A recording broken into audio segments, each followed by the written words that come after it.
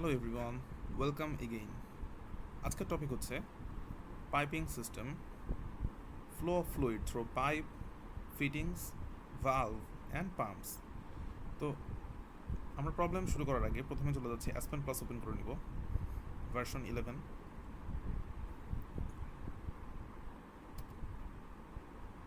ওকে ওকে আমাদের ইন্টারফেস চলে আসছে। আমরা শুরুতেই ফাইলে যেয়ে একটা নতুন ফাইল ওপেন করে নিব, chemical, specially chemical with metric units, then create. আমাদের আজকের টপিক হচ্ছে, যদি একটা ট্যাঙ্ক থেকে আরেকটা ট্যাঙ্কে ফ্লুইড ট্রান্সফার করতে হয় তাহলে আমাদের পাইপিং সিস্টেম লাগবে, ভালভ লাগবে এবং পাম্প লাগবে। তো আমরা এইটার স্পেসিফিকেশনগুলো বসাবো এবং আমরা দেখব আসলে আমাদের কী পরিমাণ ফ্রিকশনাল লস হচ্ছে, হেড লস হচ্ছে, পাম্পের ক্যাভিটেশন হচ্ছে কিনা, আর ভালভের চকিং হচ্ছে কিনা।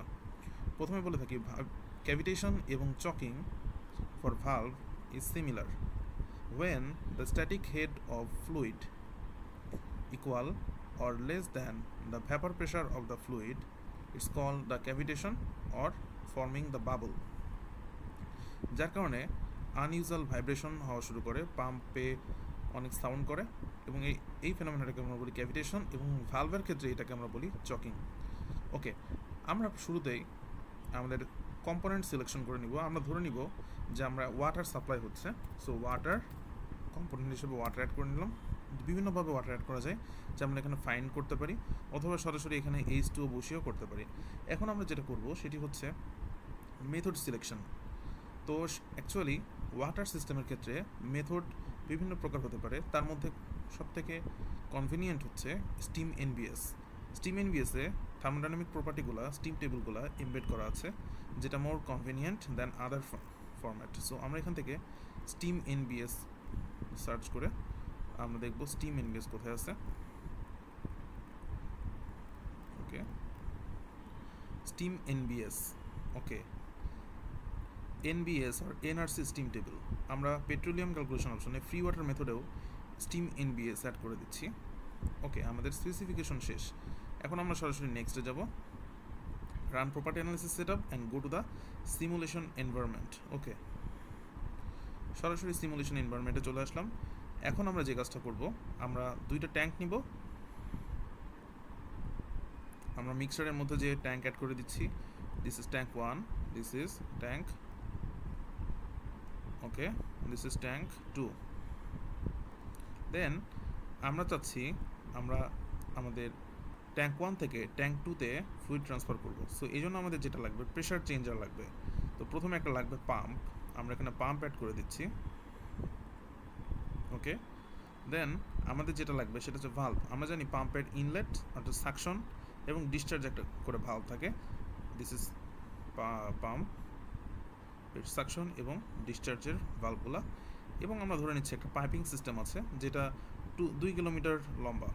সো আমাদেরকে ট্রান্সফার করতে হবে ফ্লুইড। সো আমরা এখানে একটা পাইপ নিয়ে নিলাম। এবার প্রত্যেকটা নামকরণ করব। এটাকে আমরা বলবো ট্যাঙ্ক 1, নামকরণ করে নিচ্ছি। ওকে, আমাদের নামকরণ শেষ। এখন আমরা ম্যাটেরিয়াল অ্যাড করব। This is material 1।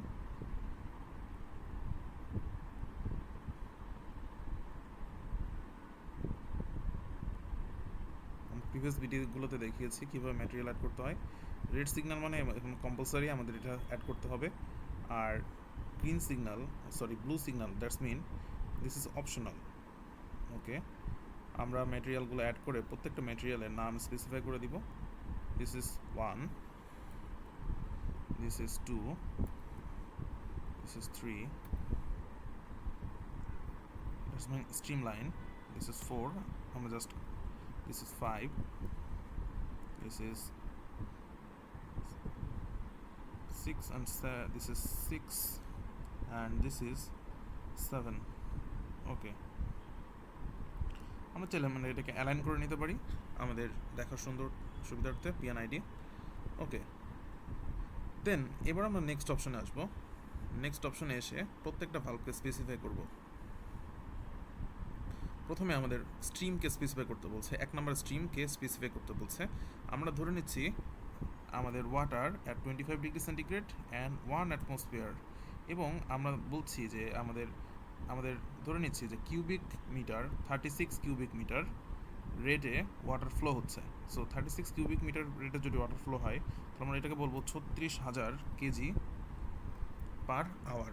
এবং মাস ফ্র্যাকশনে এসে আমরা বলবো যে ওয়াটার এই মাস ফ্র্যাকশন 1, কারণ এখানে সম্পূর্ণটাই ওয়াটার রয়েছে, অন্য কোনো স্ট্রিম এর মধ্যে নাই।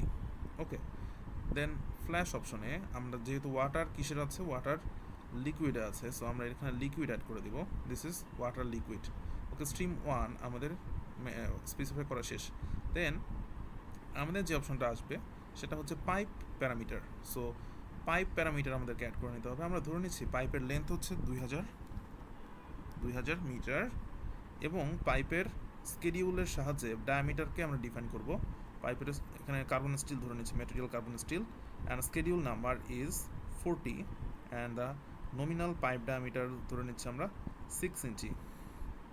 ওকে, পাইপের কোনো এলিভেশন নাই, এবং আমরা দেখতে পাচ্ছি এখানে রাফনেস এদের অ্যাসপেন প্লাস ডিফল্ট এখানে শো করেছে। এরপর আমরা আসবো থার্মাল স্পেসিফিকেশনে। আমরা কনস্ট্যান্ট টেম্পারেচার এখানে সিলেক্ট করে দিব। কনস্ট্যান্ট টেম্পারেচার আমরা দেখছি এখানে ব্লু টিক অন হয়েছে, অর্থাৎ স্পেসিফাই করা শেষ। এখন আমরা আসবো ফিটিংসে। আমরা এখানে দেখবো যে connection type flange, weld or screwed. আমরা এখানে স্ক্রিউড দিব, এবং আমাদের বলবো আমাদের পাইপের মধ্যে আমরা ধরে নিচ্ছি যে গেট ভালভ সংখ্যা 4টা, আমরা বাটারফ্লাই ভালভ 2টা দিচ্ছি, এবং 90 ডিগ্রি এলবো টোটাল রয়েছে 12টা, এবং স্ট্রেট টিস আমরা ধরে নিচ্ছি টোটাল 20টা আছে। ওকে, মিসসেলেনিয়াস L/D এটা অ্যাসপেন প্লাস ডিফল্ট হিসাবে ধরে নিয়েছি। আমরা দেখছি ফিটিংস 1 এটি কমপ্লিট হয়েছে। ফিটিংস 2তে আমরা কোনো কিছু চেঞ্জ করছি না। ফ্ল্যাশ অপশনে এসে আমরা কারণ ওয়াটার অ্যাট 25 ডিগ্রি সেন্টিগ্রেড এটা অনলি এক্সিস্ট করে লিকুইড, সো আমরা লিকুইড অনলি সিলেক্ট করে দিলাম, এবং আমরা দেখছি ইটারেশন টলারেন্স এগুলো অটোমেটিক্যালি অ্যাড হয়েছে। এরপর আমরা আবার নেক্সট অপশনে আসবো। নেক্সট অপশনে এসে আমাদের স্পেসিফাই করতে বলছে পাম্প।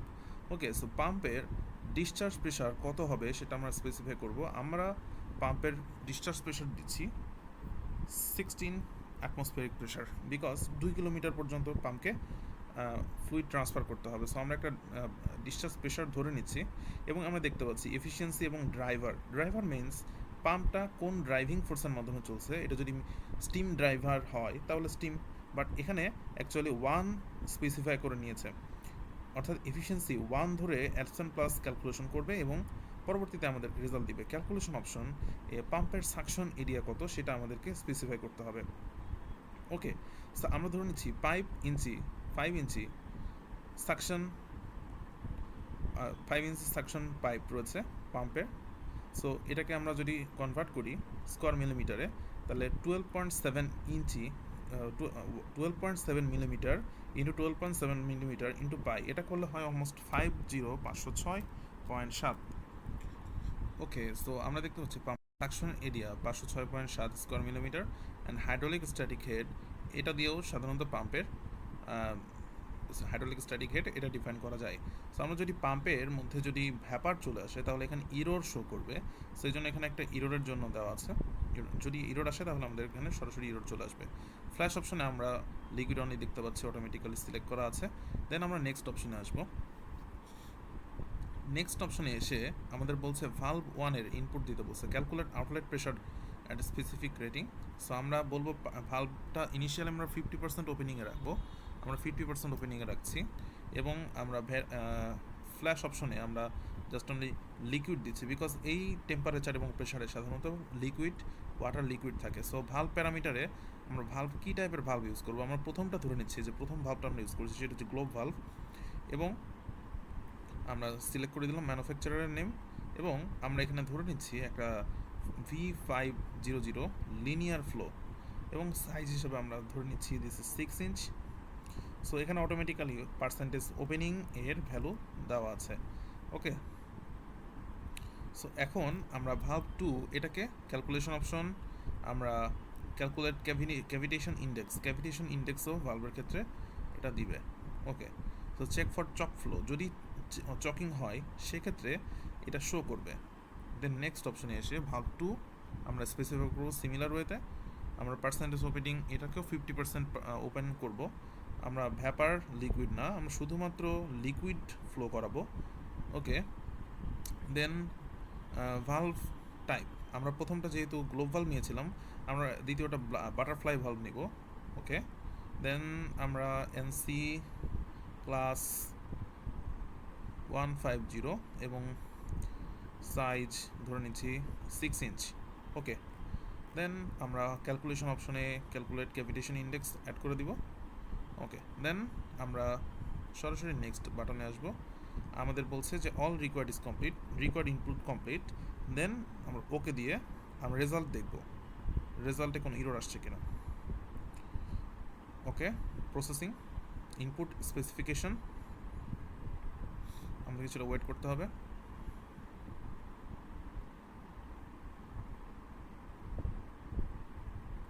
প্রসেস হচ্ছে।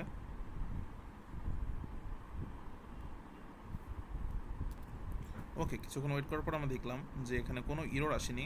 এবার আমরা প্রত্যেকটা রেজাল্ট দেখব। ওকে, আমরা প্রত্যেকটা এর রেজাল্ট দেখব। সেটা হচ্ছে স্ট্রিমগুলো আমরা তো আগে ডিফাইন করেছি, স্ট্রিমের রেজাল্ট আমাদের দেখতে হবে না, আমরা সরাসরি আসবো পাইপের রেজাল্ট দেখতে। তো পাইপের রেজাল্ট দেখার সময় আমরা দেখব যে সামারিতে আমরা দেখছি টোটাল প্রেশার ড্রপ হয়েছে 0.3857 অ্যাটমসফিয়ারিক প্রেশার। এই পরিমাণ প্রেশার ড্রপ হয়েছে পাইপের মধ্য দিয়ে ফ্লো করার সময়।